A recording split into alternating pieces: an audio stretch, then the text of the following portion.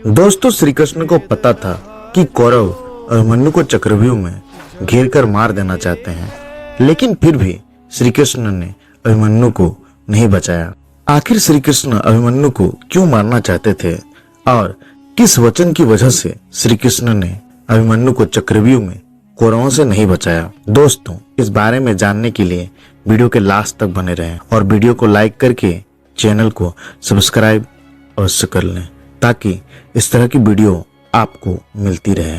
चक्रव्यूह एक बहुस्तरीय रचनात्मक सैन्य संरचना है जो ऊपर से देखने पर गोल चक्र के समान प्रतीत होता है। इसके हर एक द्वार की रक्षा एक कुशल मराठी योद्धा करता है। इस चक्रव्यूह की रचना महाभारत में कौरवों के प्रधान सेनापति द्रोणाचार्य द्वारा धर्मराज युधिष्ठिर को बंदी बनाने हेतु या अभिमन्यु की चक्रव्यूह में हत्या करने के लिए किया गया था। इसके भेदन का ज्ञान पांडव पक्ष में केवल प्रद्युम्न, अर्जुन, कृष्ण और अभिमन्यु को ही था, परंतु जब द्रोणाचार्य ने इस व्यूह की रचना की तब इन चारों में से केवल अभिमन्यु ही मौजूद था।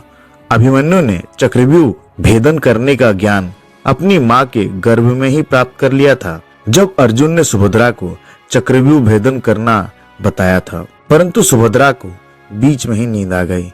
इस वजह से चक्रव्यूह से निकलने का मार्ग नहीं जान पाया था। अतः जब युद्ध में अभिमन्यु ने इसमें प्रवेश किया तो उसके 6 द्वार को तोड़ दिया, लेकिन 7वें द्वार पर कौरव पक्ष के सभी महारथियों ने मिलकर उसका वध कर दिया।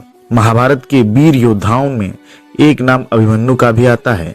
माना जाता है कि कृष्ण को पता था कि अभिमन्यु के साथ कौरव क्या करने वाले हैं, लेकिन इसके बावजूद भी उन्होंने अभिमन्यु को नहीं बचाया। तो आखिर श्री कृष्ण ने अभिमन्यु को क्यों नहीं बचाया?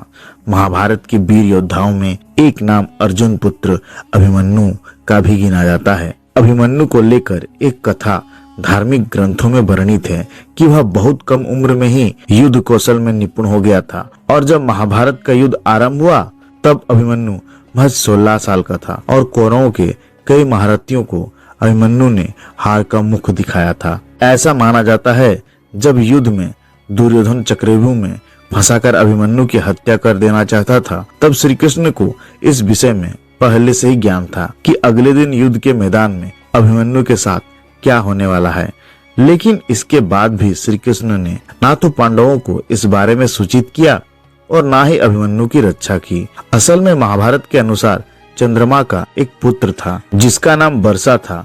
धर्म की रक्षा के लिए जब यह तय हो रहा था कि हर एक देवता के पुत्र धरतीलोक में जन्म लेंगे तब चंद्रमा नहीं चाहते थे पृथ्वीलोक में उनका पुत्र जन्म ले और वह अपने पुत्र से बहुत प्रेम करते थे और उसे अपने आप से अलग नहीं करना चाहते थे, लेकिन भगवान शिव की आज्ञा को चंद्रमा टाल भी नहीं सकते थे। ऐसे में अपने पुत्र को वह पृथ्वीलोक में भेजने के लिए तैयार हो गए। चंद्रमा ने अन्य देवताओं के समक्ष यह शर्त रख दी कि उनका पुत्र अभिमन्यु के रूप में जन्म लेगा और वह बहुत ही अल्प समय के लिए वह पृथ्वी पर रहेगा। यही कारण था कि महाभारत युद्ध के 13वें दिन 16 वर्ष की आयु में अभिमन्यु अपनी वीरता दिखाते हुए वीरगति को प्राप्त हुआ और श्री कृष्ण ने अभिमन्यु को कौरवों के छल से जानबूझकर नहीं बचाया। तो इस वजह से ही कृष्ण ने महाभारत युद्ध में अभिमन्यु के प्राणों की रक्षा नहीं की। दोस्तों, अगर वीडियो अच्छी लगी हो